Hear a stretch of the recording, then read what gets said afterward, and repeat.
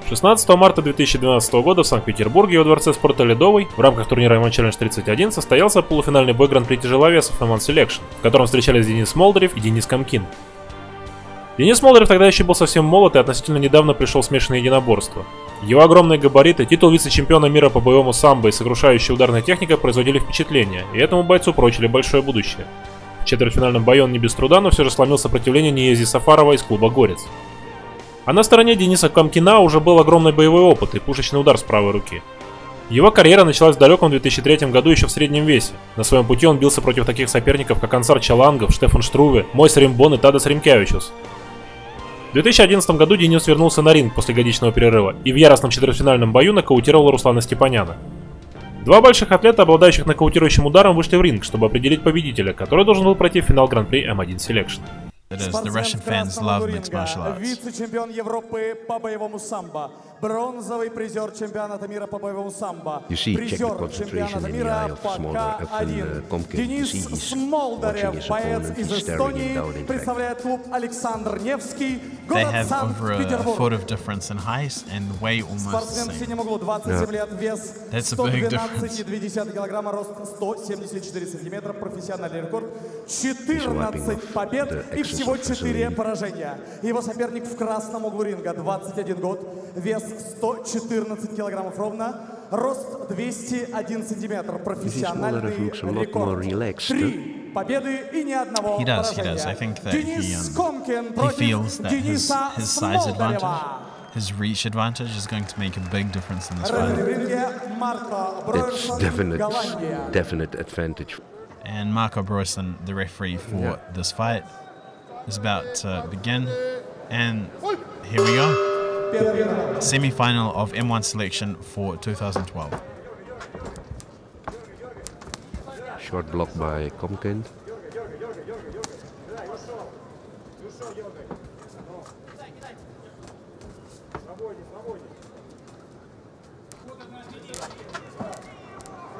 There's a huge difference in size for these guys. Yeah.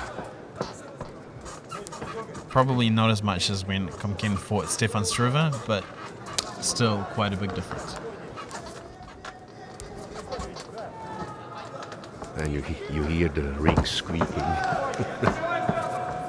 Nothing tests the strength of a ring and the engineering of a ring as good as big heavyweights.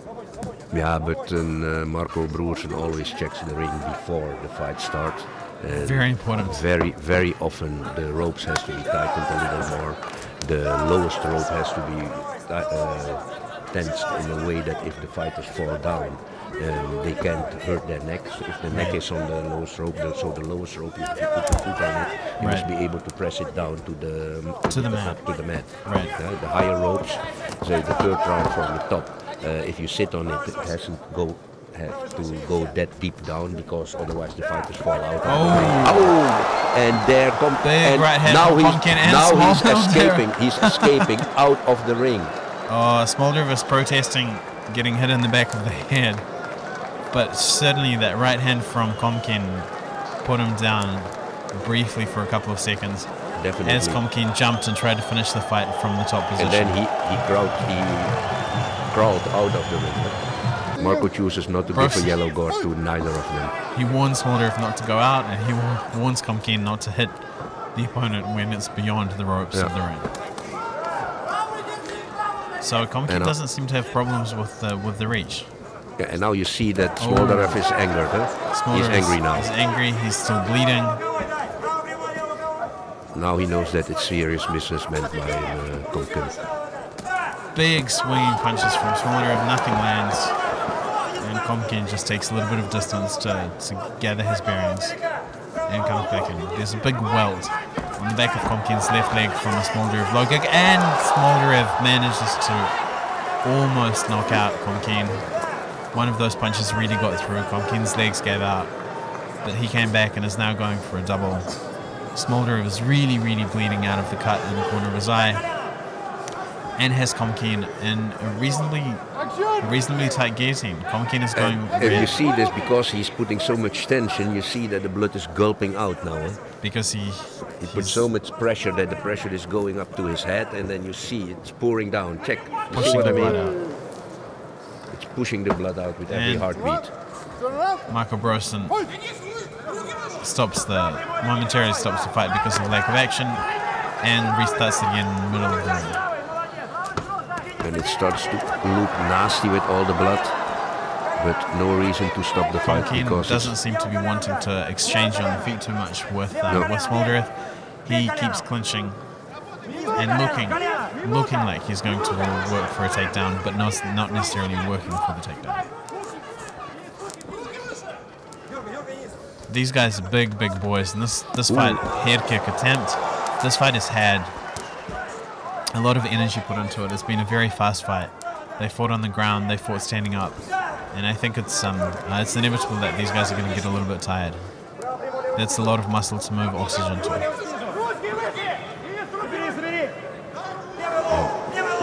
The action is tempered a little again, and just as I said that Smoldarев launched a left kick to the head.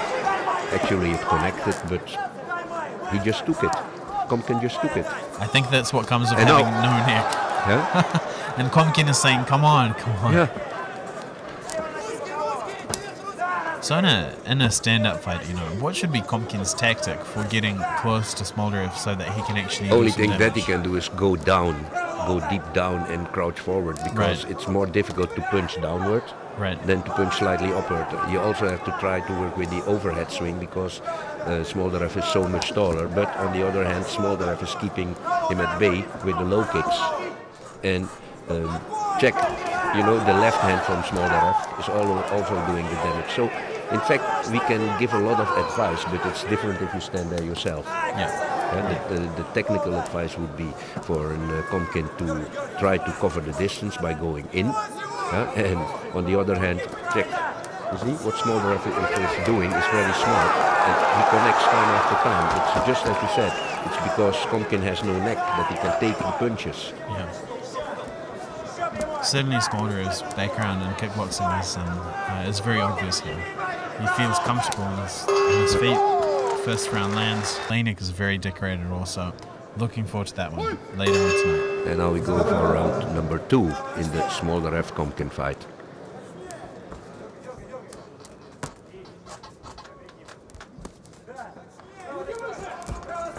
And again you see that Koмкин is trying to get in, but Smoldarев is keeping him at distance, and even the left hook of Koмкin is not long enough to get to the head of Smoldarев.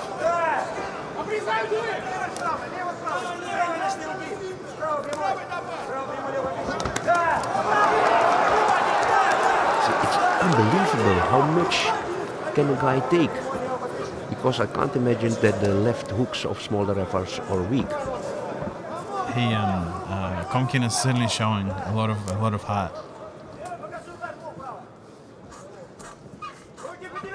I think at some point Smoldarев is going to be asking himself, what else do I need to do? That's what I mean. In order to win this fight. And he's starting to bleed again.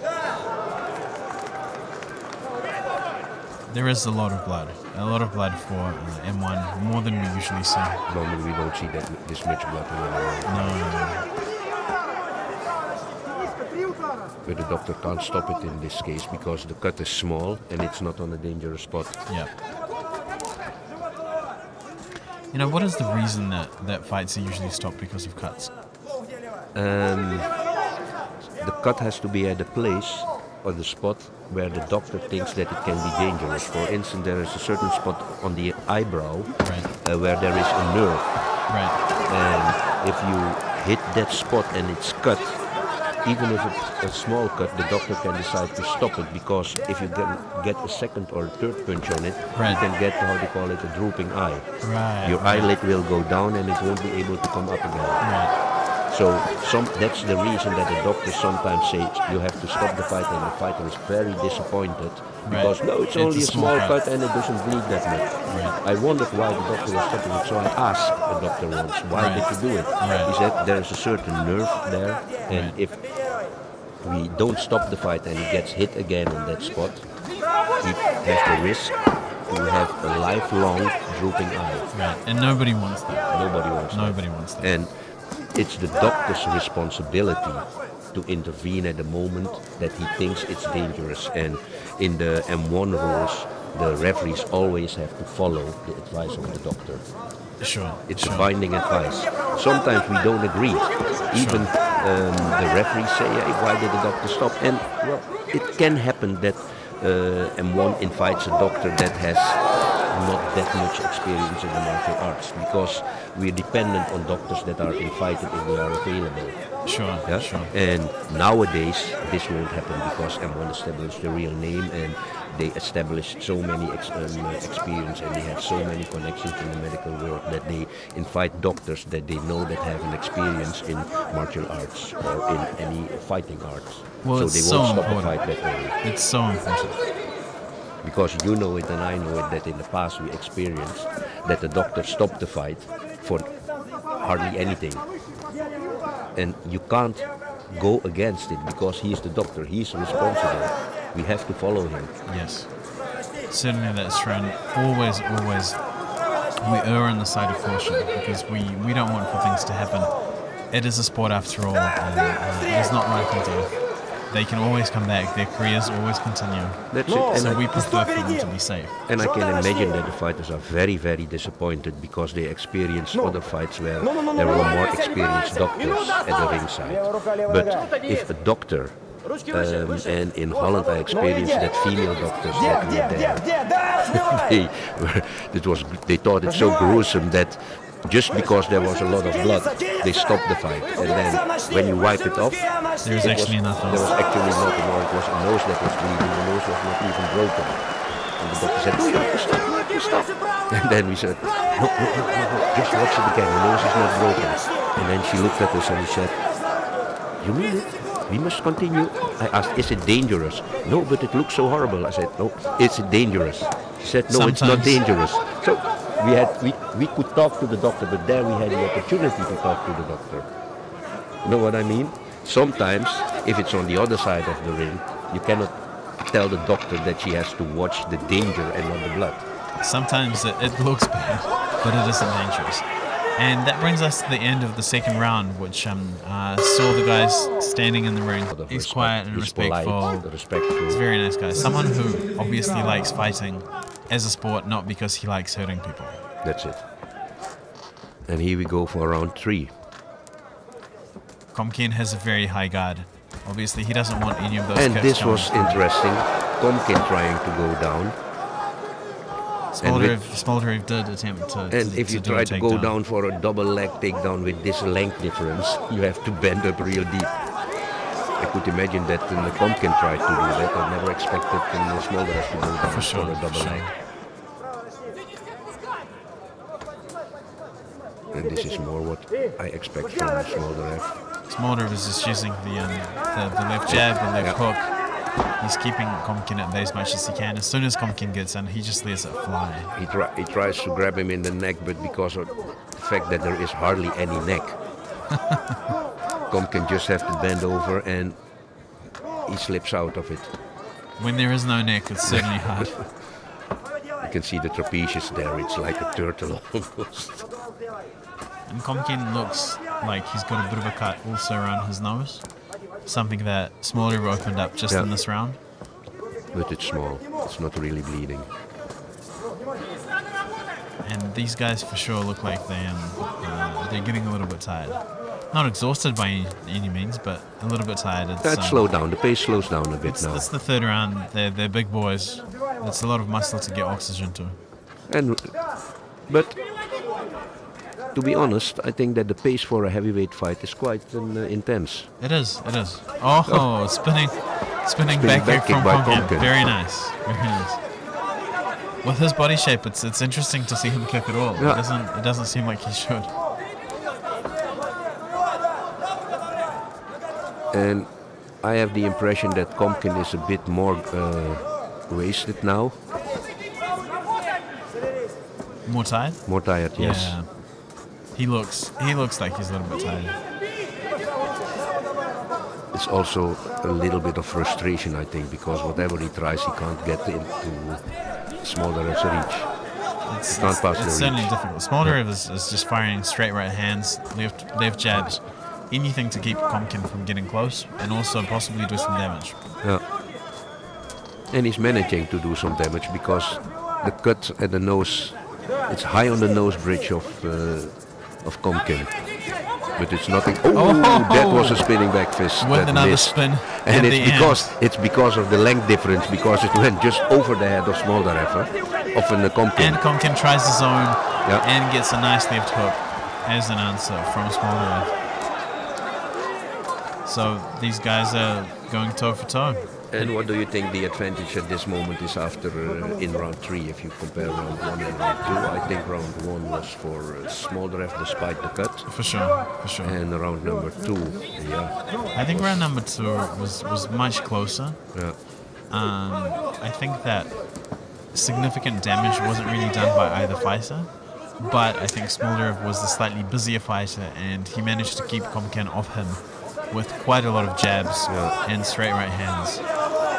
So you could say that Smoldarев about just the way it is going now in round number 3. Around about. You could say that Smoldarев is 2 rounds up. Yeah. And then Komkin advancing, but not able to do any real damage. The size difference is too big. Yeah, the length difference and the weight is about the same, but it's the length. One never knows, of course, what the judges see. I think that Smoldarев is probably ahead 2 rounds, but the judges could think that Komkin is ahead. Yeah, it's happened before. It wouldn't be the first time. Wouldn't be the first time. Time after time he's connecting now. Smoldarев is connecting with some punches. Komkin seems a little bit stuck. But now he's advancing. You see, if Smoldaref is extending his left arm, I wonder if Komkin would reach with his legs. Yeah, that's pretty much what it looks like. He's smiling. Like, come on, is that all you have? Good right hand. Is that all you have? But he's shaking his head again and check, you see, he's smiling. This is just no guard. He's just showing him, come on, touch me if you can. I can't do any damage. Come on, touch me if you can. No guard, and he's advancing and Smoldarев is backing up.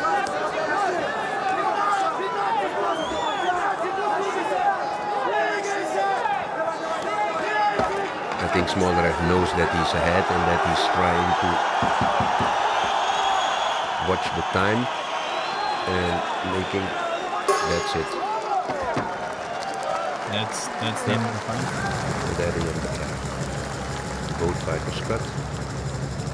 They shake hands and they go to the center of the ring. Still doesn't want to show that he's not standing on his right leg at all. Yeah, his right leg is not carrying any weight.